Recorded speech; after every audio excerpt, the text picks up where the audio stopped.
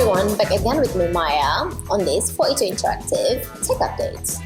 On this episode, we'll be sharing with you a very exciting podcast session that talks about how the metaverse world will impact current industry and your business. Our CCO was invited to be one of the speakers of a podcast session by Empresaria Group, and we had the opportunity to share our thoughts and dive more into the metaverse world, how it impacts the industry, and the future possibilities they could offer for businesses and consumers in the long run. So, here's the video and enjoy the ride.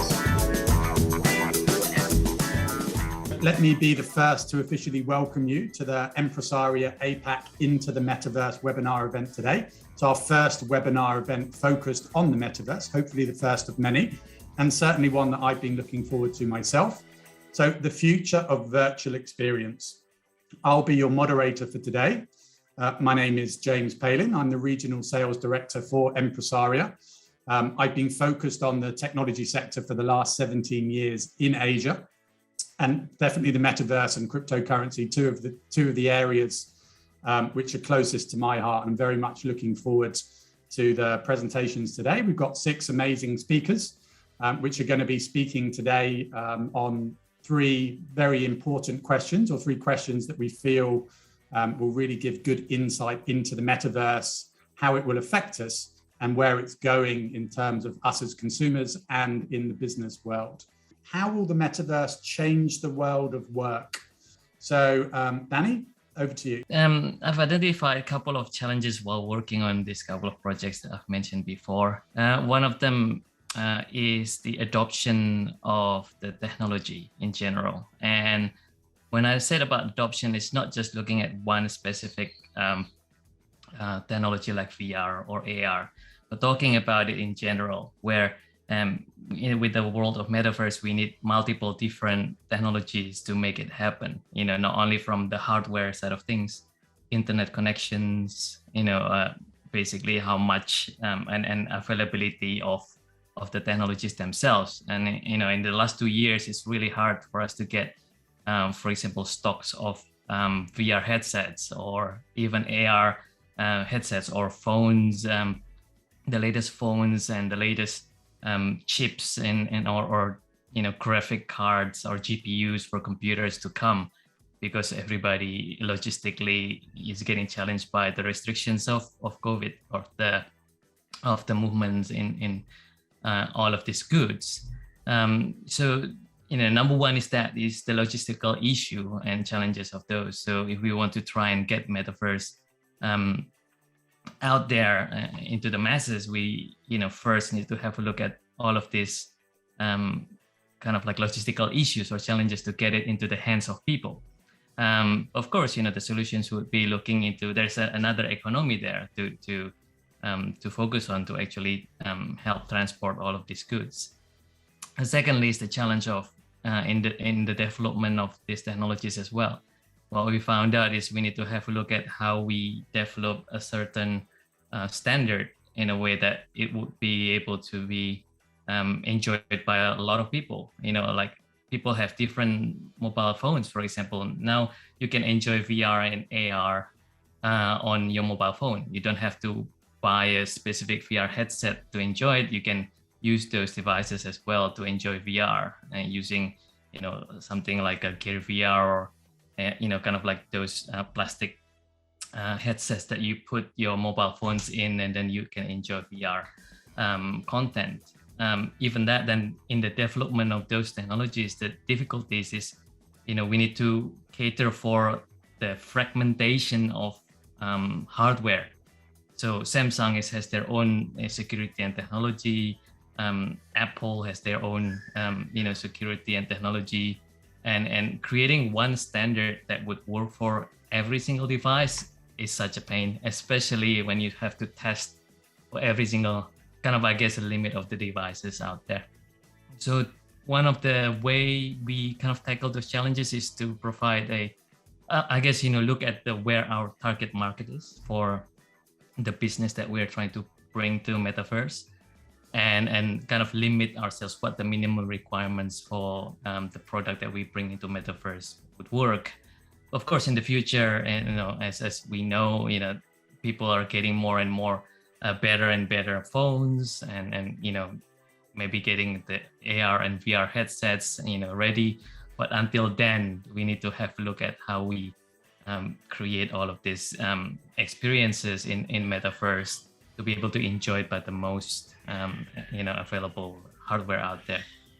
And I guess the third one that we found out is, to actually bring metaverse into the hands of people, we then create like experience centers, right? Like, I don't know if, in most of countries now, we have this VR kind of an arcade, where everybody can just book a a session and playing, war games, or even kind of like a puzzle, get out of the room kind of scenario with VR, those kind of things. So bringing it to people is another way of doing it. But since this couple of years, there's a big challenge in there as well, where for us, we're trying to open up a clinic. It's a health, kind of like a medical device or medical help for people using VR. And then we encounter kind of all the different rules of restrictions because of, COVID. And then the other one is a hygiene issue as well, when you have to swap different headsets to different people, and also like AR, and so on, and trying to train people to understand how to use the technology and so on. So, it has a bright future, but to get there, we have to basically be able to solve all these teething challenges. That is quite tricky, and it does cost time and money and effort to develop them. Danny? Yeah, very interesting points. And yeah, there's so many different types of phones, technology, chips, and different technologies don't run on everything. Finding something that's unilateral that everybody can use is going to be a long way away. But being able to use something at some level is obviously the goal for a lot of businesses moving forward. Very interesting. Thank you very much for that, Danny.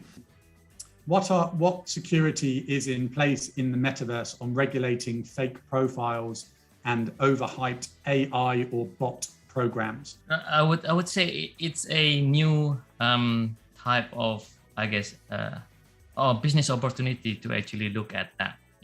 I mean, we don't have to go far that way.